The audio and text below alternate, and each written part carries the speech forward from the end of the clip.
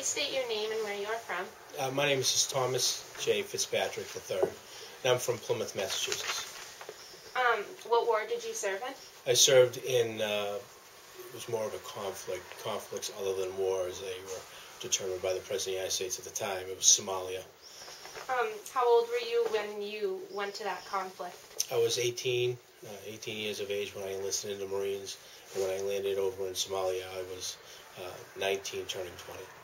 What war branch what war branch of service were you in? I was in the United States Marine Corps. What was a typical day like in the Marines? A typical day in the Marine Corps was fairly simple. You wake up at 0500 hours or 05 in the morning. You'd have a PT formation or a physical training at 5:30. That would last for an hour, hour and a half. After that, shower, you have breakfast, report to your duty station for the day, which would either be, for myself, it was up in the motor pool, where we would take care and tend to the howitzers, the 155 howitzers that we worked on and fired and trained with. After that, by 1 o'clock, lunch. You normally have an hour and a half for lunch, back up to either whatever training was going on that day, either at the armory or could be studies. And studies could include different workshops that you're working on to attend a higher rank. After that was dinner, and you were let go at the evening formation, approximately about 14 or 16:30 hours, which is 4:30. Okay. What was the howitzer? Yeah, the howitzer that you were working with. The United States Marine Corps at the time had a medium-towed 155 caliber howitzer. Okay. It's a large cannon. Okay. It goes boom. Okay, and how was it working with that? Was it scary for you? It was a lot of fun. What? Yes. So, what was the food like in the war? While we were over in Somalia, normal rations would be MREs, or meals ready to eat, and we'd have a hot meal, either cooked or made for us. One of my really great friends and the godfather to my firstborn child, Sergeant Teddy McCall, who is now trying to attain his doctorate degree at Johnson & Wales University in North Carolina, was our chef. He was our declared chef, not our real chef. But he would try to make hamburgers, hot dogs, things on the grill, just normal everyday food that we would have at home. What did the war sound like? There were many different and surprising sounds. Being shot at was one of those sounds that you didn't really know what it was until after someone explained it to you. It sounded like very angry, buzzing bees going zipping by your head. So scary. So when you hear the word Somalia, what first comes to mind? Horrible, horrible place. Very sad. The people there were being mistreated by their own governments, if there was a government, a so-called government. They lived in a clan fashion. It was more, if you were on the left side of the street or you were on the right side of the street, whoever had the most guns was going to control the neighborhood.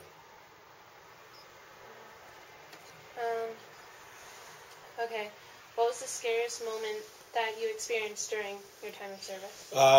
A scariest moment was probably, I believe it was in March of '93 while we were over in Somalia, I realized that the holes in the tent were not just holes in the tent, that they were actual bullet holes. And it was pointed out to me by my good friend Sergeant McCall that they were not just holes in the tent, but someone was actually shooting at you. Were you always like in fear when you were there? No, I wasn't. I don't know if that was more naive on my part until I realized that people were really trying to do you harm. Do you share like all your experiences with your children, or are there some you don't? I try. There are some that I will not. I will never. It's hard because I'm masked all the time. I have the Marine Corps tattoos, and the kids like to see them, and they wonder why and how was it, and for the most part, I mean, military life was great for me. I wasn't a great student at school. I went. I got a lot of discipline. The Marines showed me how to be a man without letting loose my anger issues, that type of thing, and really how to adapt to society in a very special way, one that some 18-year-old kids can understand. But while we were there, there was a lot of sights that you wouldn't tell a 3 or an 8-year-old. Okay. When you were shot at, was it hard for you to shoot back at people, or was it just? It was at the time. We had what's called rules of engagement.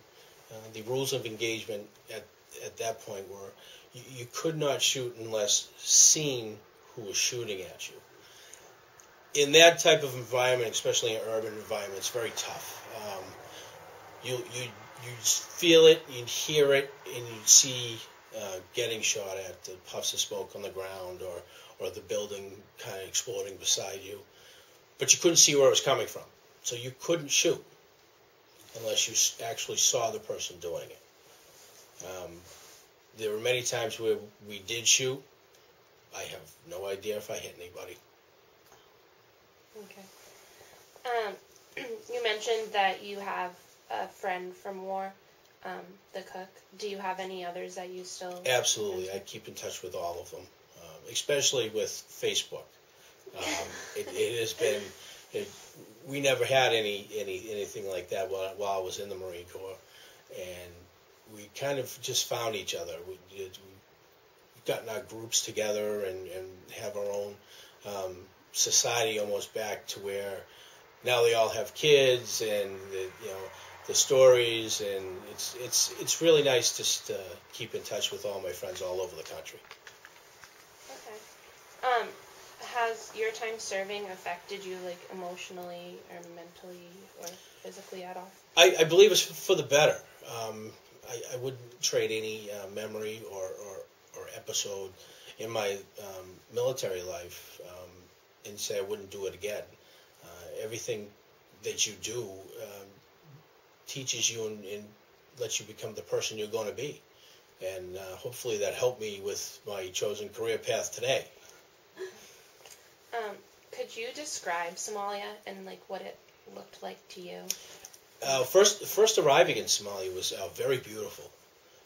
There was really, really white sand beaches on a very blue-green coast water, and they call it the Ivory Coast. It was really nice.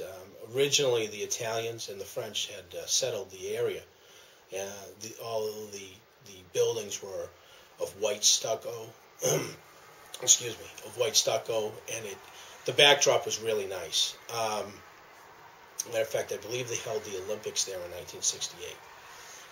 It was very nice, very pleasant. Unfortunately, as you went into the city and you saw that people weren't living in these houses, they were living in most of like a shanty town or trash bag communities where you'd see, in matter of fact, in Haiti today, with the earthquakes, and because the homes aren't livable, so they're living on the streets mostly. How did the Somalian War start? What was the trigger to it, I guess? I believe the trigger was a broken government getting back into the clan factions, where the so-called president at that time wanted complete control. He wanted to be more of a dictator. And it's a basic bully system. You guys can understand that in the world today with the no bullying laws and everything. And that's really what it was. It was, I have more guns, therefore I'm in charge. Okay. Would you ever go back to Somalia? Just because? Would you ever go? By myself, maybe. I would never take my family.